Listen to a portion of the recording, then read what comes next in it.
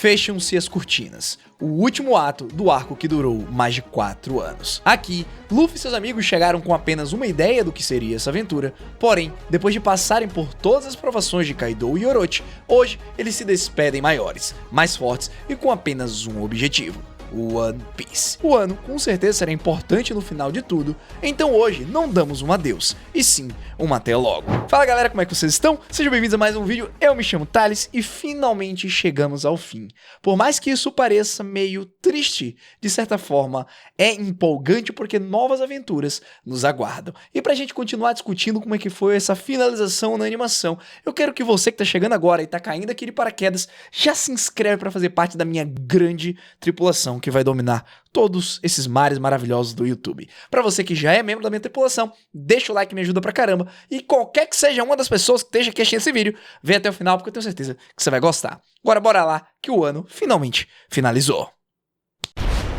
O ano acabou. 4 anos de narrativa oficialmente concluídos. Estou sentindo um pouco de tudo: empolgação, empatia, decepção, surpresa, perplexidade e muito mais. Mas vamos direto ao ponto porque aqui nós temos os novos integrantes do bando dos Chapéus de Palha. Mais ou menos. Mas eu acredito que as coisas acabaram acontecendo de uma maneira que muitos não esperavam, principalmente com Yamato. Estou muito chocado que Yamato não tenha se juntado à tripulação, porque existe algo que tem sido, honestamente, a característica principal dela desde a introdução: o fato de Yamato querer desesperadamente deixar o ano e ter uma grande aventura no mar para viver como Oden fez. Até teve aquela cena depois da grande luta onde a Yamato tava: "Oi, eu sou Yamato, sou um novo membro da tripulação." Mas eu já tava imaginando que não seria impossível dela ficar para trás. Consigo pensar em pelo menos um motivo pelo qual Yamato não vai fazer parte da tripulação agora. Mas verdade seja dita, parece uma mudança abrupta e, na minha opinião, não muito bem explicada. Claro que vamos aceitar a lógica de que Yamato quer seguir o caminho de Oden e viajar completamente por um ano.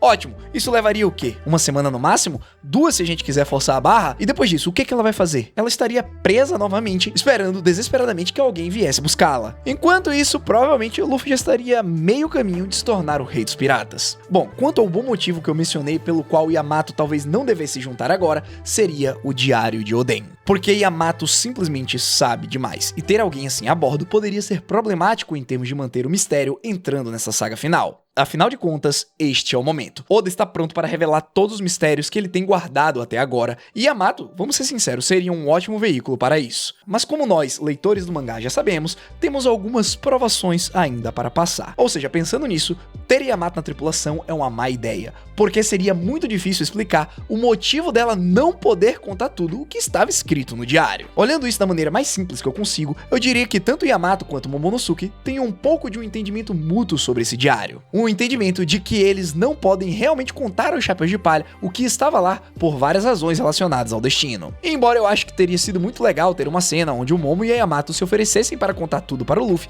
mas ele simplesmente iria recusar porque não é sobre salvar o mundo e tals, é sobre o Luffy aproveitar ao máximo sua divertida e maluca aventura. Bom, continuando, algo que eu realmente amei é que Yamato acabou não se juntando, porém ao mesmo tempo recrutamos 3 novos Chapéus de Palha de uma só vez, porque afinal de contas deixamos Kinemon, Momonosuke e Yamato como membros honorários da tripulação, assim como deixamos Vivi e Karu lá em Alabasta. E quanto mais eu penso sobre isso, mais satisfeito fico, porque se há 2 personagens na série que merecem essa posição honorária, são Kinemon e Momonosuke. Esses 2 têm viajado conosco por aproximadamente 10 anos em tempo real, e toda a saga do Novo Mundo tem sido em grande parte centrada neles. Eles ajudaram em Punk Hazard, Dressrosa, Zou e, claro, Wano. Pensando nisso, a tripulação lhes deve muito em termos de progressão em direção ao objetivo final de encontrar o One Piece. E eu realmente sinto que quando chegarmos à luta final, esses 3 estarão a bordo, junto de Vivi e Karu, para termos assim então esse encontro completo do Chapéu de Palha. Momonosuke se desmanchando em lágrimas também foi bastante emocionante,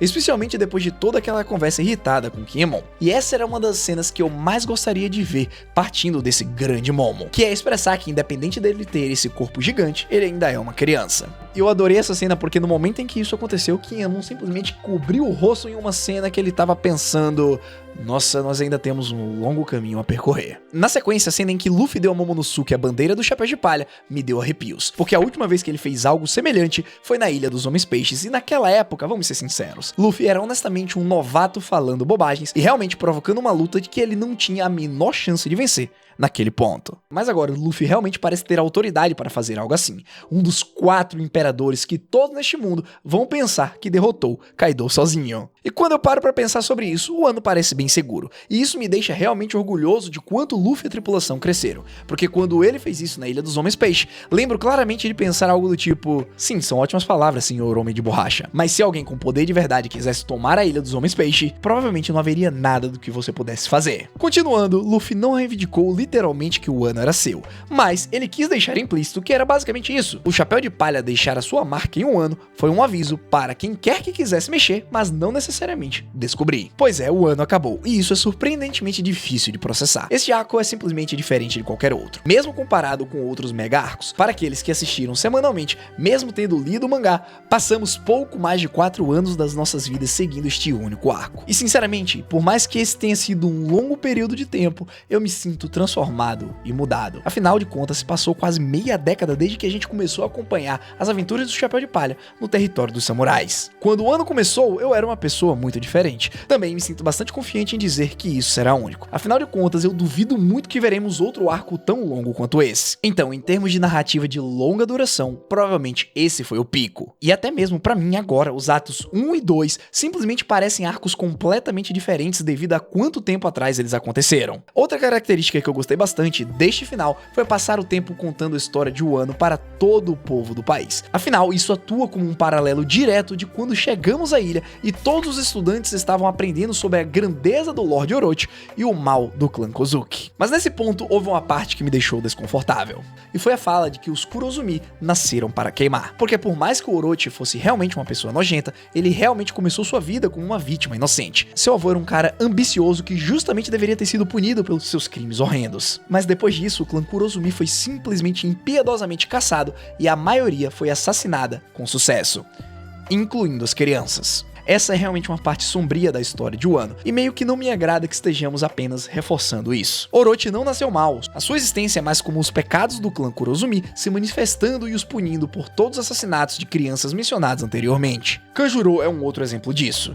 Ele era uma criança pobre cujos pais foram assassinados, e assim ele se tornou uma tela em branco de ódio, pronta e disposta a pintar um massacre indiscriminado em Wano. Algo sombrio, super sombrio, aconteceu em Wano, e aconteceu enquanto os nossos heróis, o clã Kozuki, estavam no comando e supervisionavam tudo. Então eu não estou 100% convicto da simplicidade de apenas continuar com o preconceito em relação ao clã Kurozumi, porque isso significa que realmente não aprendemos nada com a história. E esses erros estão destinados a se repetir novamente, talvez não com o clã Kurozumi propriamente dito, mas quem sabe com alguma outra pessoa ou alguma outra família no futuro. De volta ao ano, foi bastante satisfatório ver Toko tocando ao lado de Hyoru para o fechamento final do ato 3.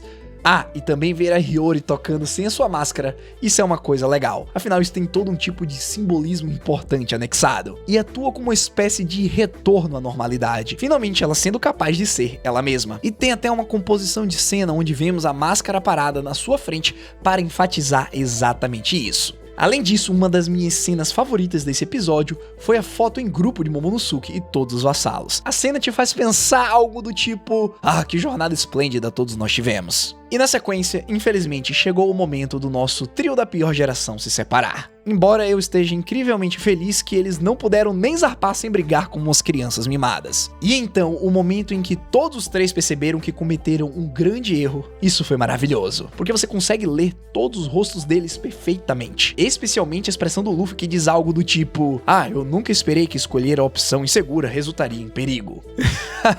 Eu vou sentir falta disso. Eu particularmente acho que Luffy, LOL e Kid tem uma dinâmica bem mais divertida do que Luffy, Sanji e Zoro. Embora eu esteja muito animado para dar uma pausa no LOL e no Kid. Não que eu não goste deles, mas porque isso significa que eles vão sair, evoluir, tomar suas próprias decisões e aceitar as consequências do que eles escolheram. Dito isso, para muitos que apenas assistiram esse episódio sem ler o mangá, essa pode não ser a última vez que os vemos. Eu apenas gostaria de acreditar nessa fala se fosse possível. Mas não se preocupem, eles vão aparecer novamente muito em breve. Afinal, cada um deles está indo para uma direção Então, independente do lugar, todos estão correndo perigo. Afinal, estamos entrando na última saga de One Piece. E é também por isso que não quero dar muita ênfase em ver os piratas da Big Mom novamente, porque dado que estamos descendo pela cachoeira, seria bastante natural encontrá-los, pois é onde eles passaram 100% do tempo do arco de Wano.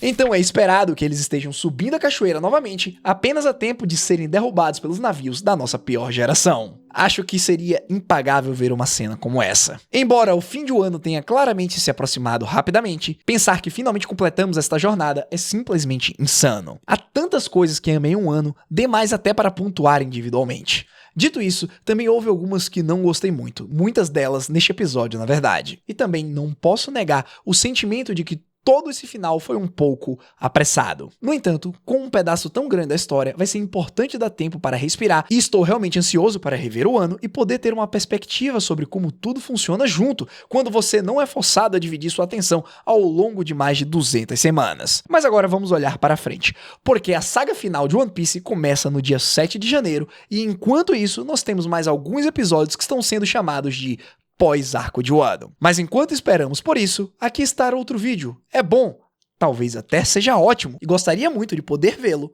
por lá. Muito obrigado e até a próxima.